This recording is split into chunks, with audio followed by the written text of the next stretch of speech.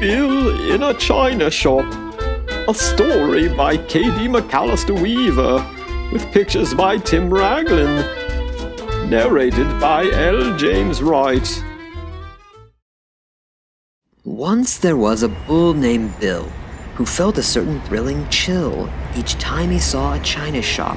The teacups made his heart flip-flop. He couldn't help but cry and pout, for each store's sign read, "Bulls keep out." But then one day he saw a store without a sign upon its door, so carefully he crept inside. And there upon a shelf he spied a cup that made him want to shout, a cup he could not live without. Inching closer, almost to it. One more step and then he blew it. His flailing tail flicked and whacked a pile of platters neatly stacked. They leaned and lurched, then nearly tipped. Whew! Back to normal. Nothing chipped. "Bulls are not allowed in here," the clerk said with a snarly sneer.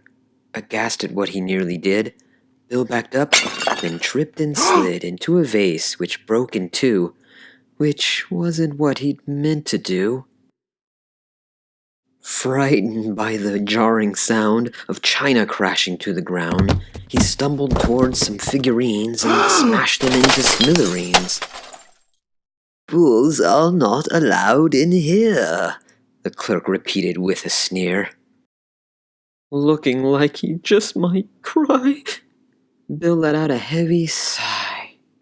Pointing to the cup he needed, he groveled, begged, and even pleaded.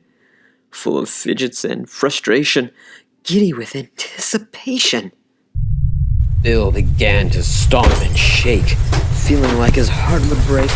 Sugars, creamers, pots galore exploded once they hit the floor. Then 3 ladies tottered in, each one frowned from wig to chin. "Oh, look at this untidiness! Mr. Bull, did you cause this?" Bill nodded sadly up and down as giant tears plopped to the ground.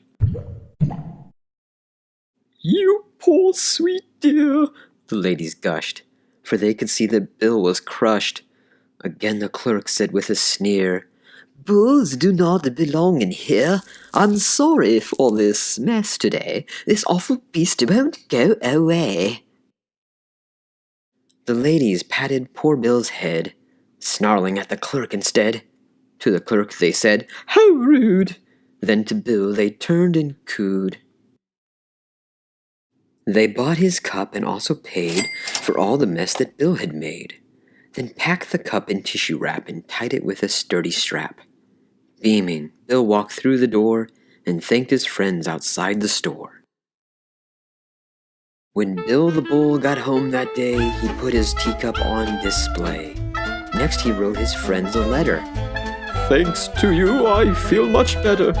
I hope you 3 will come to tea so I can thank you properly."